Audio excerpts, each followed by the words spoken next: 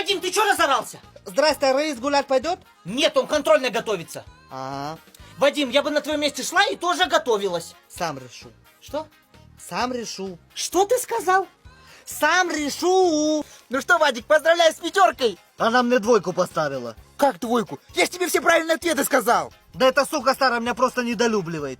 Дай посмотрю. Вот видишь, все правильно.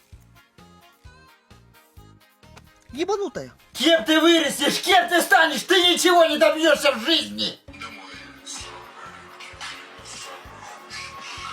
Аня, привет!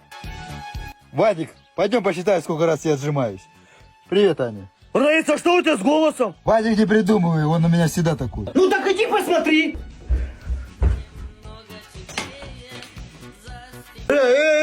О, пап, ты как раз вовремя. За машинку 100 и за телевизор 300.